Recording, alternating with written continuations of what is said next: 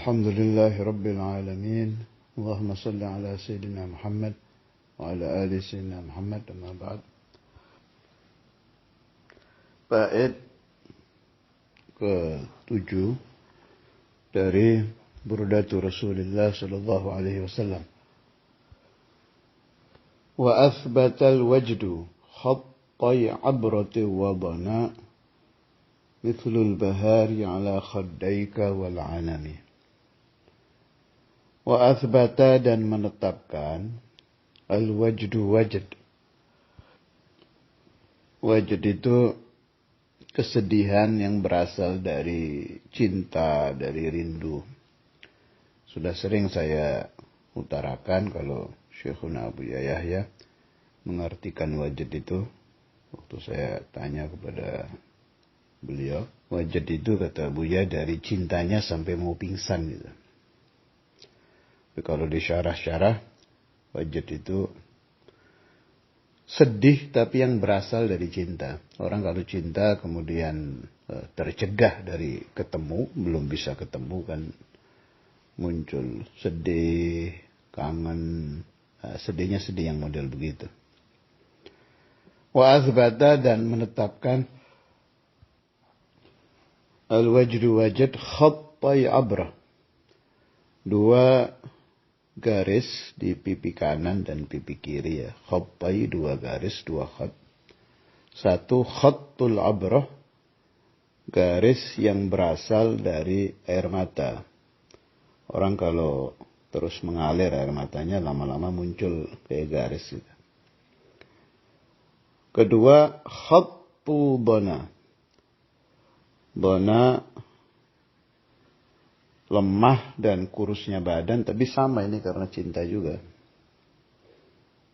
Jadi di pipi kanan ada satu khat yang berasal dari tangisan.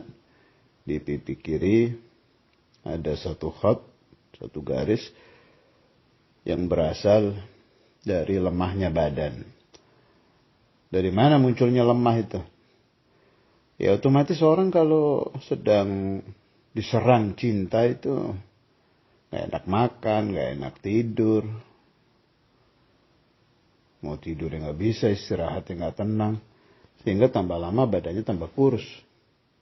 Nah ini uniknya ini semua berasal dari cinta dan rindu kepada Rasulullah Sallallahu Alaihi Wasallam. Dan ini terjadi. Biasanya orang yang begini itu yang cinta kepada wanita kan, atau wanita kepada laki-laki. Ini tidak ini. Hubbul mu'min bi Rasulillah sallallahu alaihi wasallam. Khattul abrah dan khattul dana dibilang oleh Imam Busiri mithlul bahar ala khaddaika wal anami. Seperti bunga mawar kuning dan bunga mawar merah di kedua pipimu.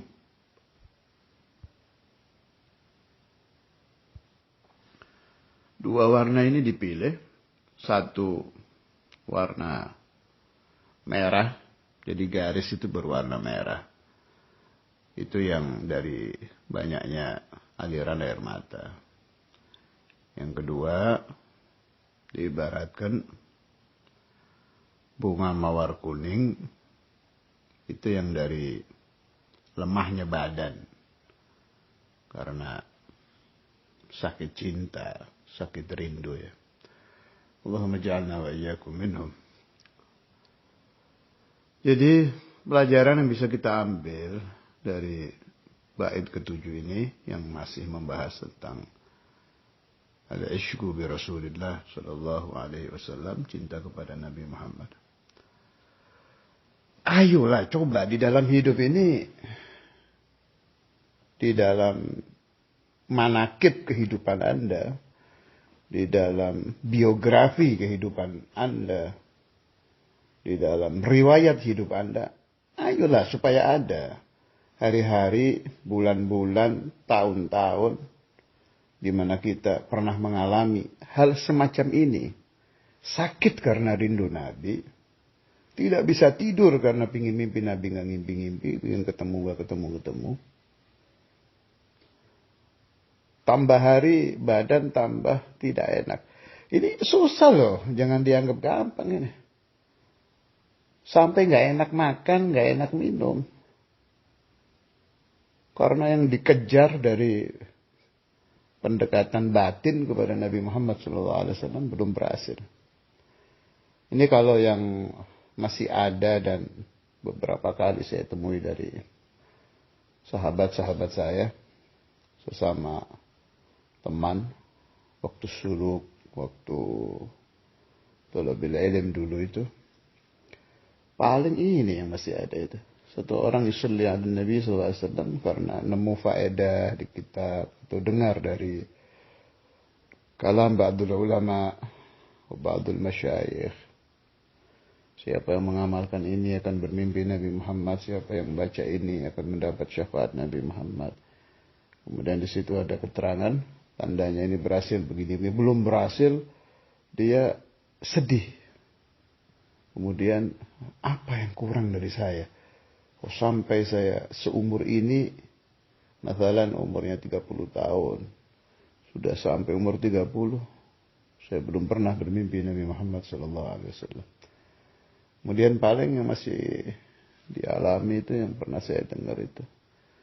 Kita dengar ada fulan kalau mahalul qiyam yadhuku hudura Rasulullah sallallahu alaihi wasallam.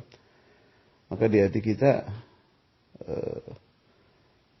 kenapa si fulan kalau mahalul qiyam bisa merasakan kehadiran Nabi Muhammad, saya kok tidak? Kalau itu masih ada. Tapi ya itu lumayan. Nah, hal-hal semacam ini sumbernya satu, yaitu hubbun Nabi Muhammad SAW. Lepas dari masalah yang dibahas oleh para imam-imam kita di dalam mencintai Nabi Muhammad SAW, ini ada pahalanya. Ada pahalanya, rindu kepada Nabi.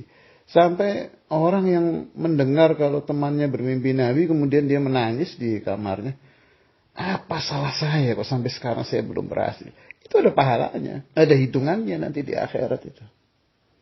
Hubbu Rasulillah sallallahu alaihi wasallam.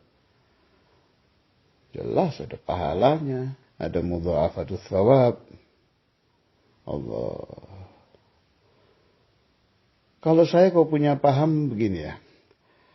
Orang-orang yang na'udzubillah ini. Ya na'udzubillah ya. Kita berlindung kepada Allah. Jangan sampai ini terjadi di kita.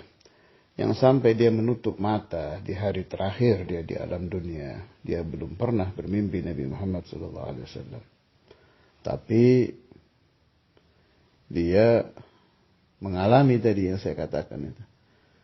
Kadang saat dia sendirian di dalam kamarnya. Dia hitung-hitung kehidupannya.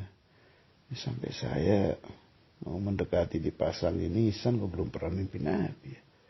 Kemudian dia menangis. Ya tubillah, apa dosa saya. Dan lain-lain lah. Itu dia akan masuk. Fi gauli Rasulullah SAW yaumil qiyamah. Ini pemahaman saya, bukan dari masyayikh. Pemahaman saya. Yuhsyarul mar'u ma'aman ahabba. Tetap masuk di situ kalau paham saya sih.